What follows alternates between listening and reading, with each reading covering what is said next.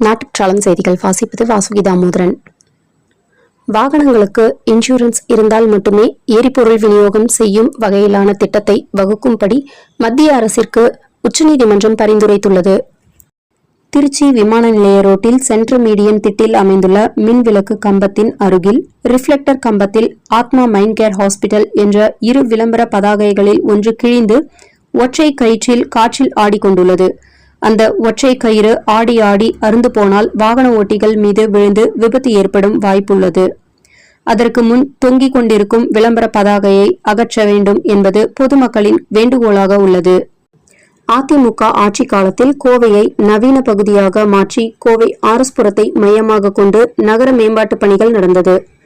கோவையின் முன்னேற்றத்திற்காக முனைந்து நின்றவர்கள் நிறைய பேர் படத்துடன் கூடிய விவரங்களையும் இரும்பாலான தூண்களில் டிபி ரோட்டில் பிளாட்ஃபார்ம் ஓரத்தில் மக்கள் பார்வைப்படும்படி இருபுறமும் வைக்கப்பட்டது.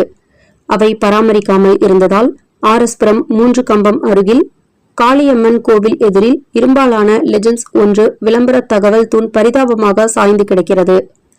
அந்த வேளையில் அதன் அருகில் மக்கள் இருந்தால் அவர்கள் நிலை சிரமம்தான். மாநகராட்சி அந்த லெஜண்ட்ஸ் என்ற விளம்பர தகவல் இரும்பு பலகைகளை சரி செய்ய வேண்டும் என தன்னார்வ நுகர்வோர் உரிமை பாதுகாப்பு நல மையம் கேட்டுக்கொள்கிறது. கோவை ராமகிருஷ்ணா மருத்துவமனையில் கடந்த 5 வருடங்களாக தாய்ப்பால் வங்கி இயங்கி வருகிறது. தாய்ப்பால் கிடைக்காத குழந்தைகளுக்கு இந்த தாய்ப்பால் ஒரு வரப்பிரசாதமாகும். ஏதோ ஒரு காரணத்தால் தான் பெற்ற குழந்தைக்கு தாய்ப்பால் கொடுக்க முடியாத சூழ்நிலையில் உள்ள தாய்மார்கள் கோவை ராமகிருஷ்ணா மருத்துவமனையில் கடிதம் மூலம் மருத்துவரின் பரிந்துரை கடிதம் கொடுத்து எந்த ஊரில் இருந்தாலும் அந்த குழந்தைக்கு தேவையான தாய்ப்பாலை பெறலாம். இந்த மருத்துவமனை கொடுத்து கொண்டிருக்கிறது.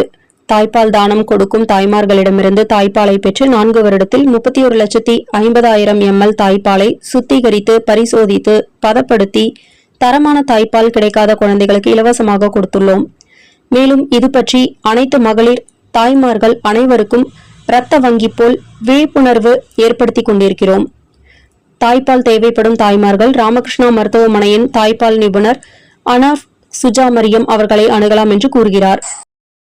இந்தியாவிற்கு சுதந்திரத்தை கொடுத்து ஆங்கிலேயர்கள் சென்றுவிட்டால் இந்தியர்கள் ஒரு குண்டூசி கூட தயாரிக்க முடியாது என்று அரசியல்வாதிகள் கூறியதன் விளைவு சுதந்திரத்திற்கு பிறகு ரயில் இன்ஜின்களை இறக்குமதி செய்த நிலையில் இருந்து உலகின் மிகப்பெரிய ஹைட்ரஜன் இயக்க பாரம்பரிய ரயிலை உருவாக்கும் நிலை வரை இந்தியாவின் ரயில்வே பயணம் வியக்கத்தக்க வகையில் சாதனை படைத்துள்ளது.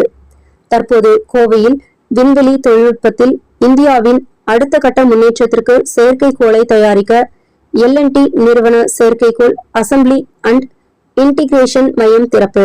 இது இந்தியாவின் விண்வெளி வளர்ச்சியில் புதிய மைல்கல்லாகும். மாதம் தவறாமல் வெளிவரும் நாட்டுப்பற்றாளன் பத்திரிகையின் செய்தியாளராக பணிபுரிய விருப்பமுள்ளவர்கள் கீழே உள்ள நிர்வாக அலைபேசி எண்களில் தொடர்பு கொள்ளலாம்.